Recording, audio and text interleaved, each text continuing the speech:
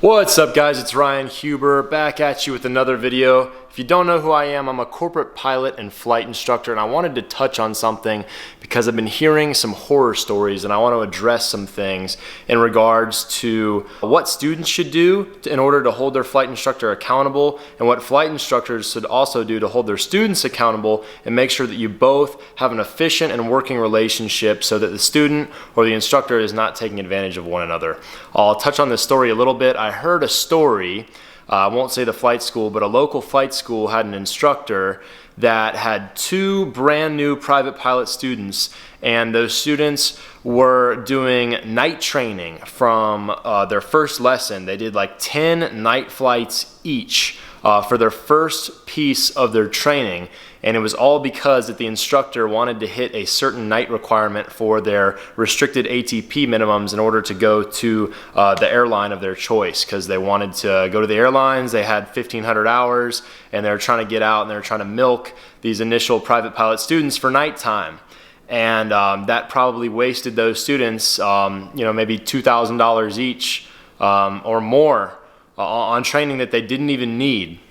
So I just hate hearing stuff like that. I am an independent instructor. I do freelance work here in Arizona, and I'm a corporate pilot for my primary job. I fly for a Part 91 flight department, but it just I hate hearing stuff like that. I always personally aim to make my training as efficient and as valuable as possible for the time given, and I don't like seeing instructors take advantage of people. So here are some things that you can do as a student to make sure that your instructor is treating you well and you're getting quality, valuable, efficient training. So the first thing you guys can do is interview your instructors. If you're going to a new flight school, if you're thinking about using a new freelance CFI to do some training, don't be afraid to sit down with them and interview them and have a couple of questions, asking them how long have they been instructing for? Why are they a CFI? What is their goal in instructing? How many students have they signed off for check rides?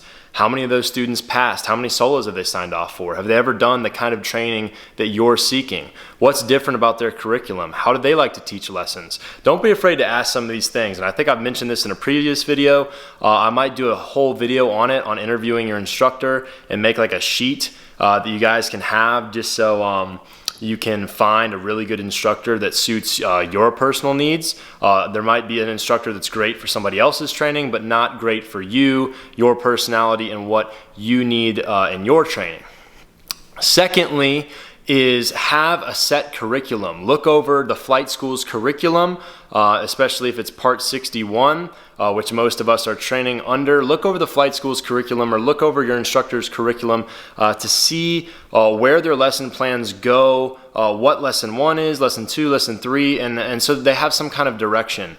If they're doing night training from day 1 and you've done 10 night flights and you've never flown during the day, that's very, very wrong. There's no reason to do that. If they're milking you for cross-country time or something, it's just terrible to see some of this stuff happening in the industry.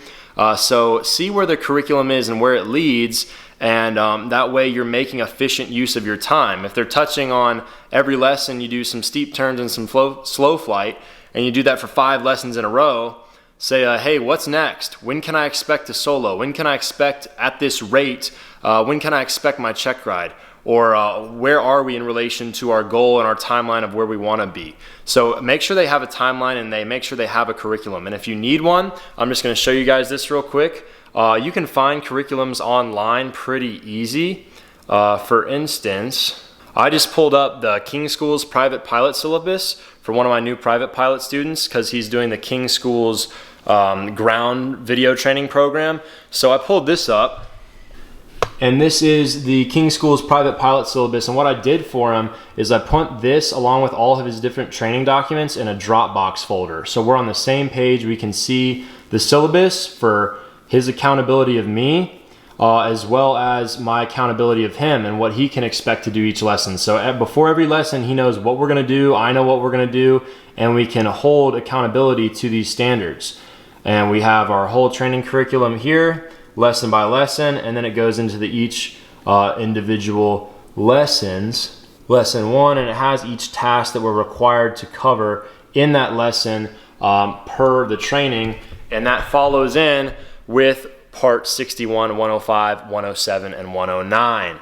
Now, if you're a student brand new to training and you happen to see this video, look at CFR Part 61, 103, 105, 107, and 109. Those are the private pilot requirements that you have to have for your whole training, your check ride, all your flight hours, all the things that you're required to touch on, that your instructor is required to touch on to sign you off for the private pilot check ride. Now, if there's any kind of strange things going on, if you see you only need 10 hours of solo and they're making you do 20 hours of solo, or I believe it's 3 hours of night, if I'm not mistaken, and you're doing 10 hours of night, look at these requirements and kind of audit where you are with these requirements. Make sure your instructor is aware of what's in 61, 105, 107, and 109.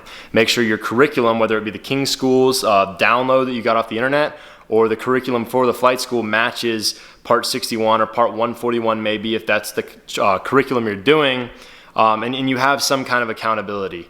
Because the worst thing is if your instructor starts training with you and says, yeah, I can do your private, or I can get you to solo, or I'll do your instrument, and then you guys start flying together, you cover some random topics that might pertain to the training you need to do, but there's no syllabus, there's no curriculum, there's no structure. That's what you don't want to have.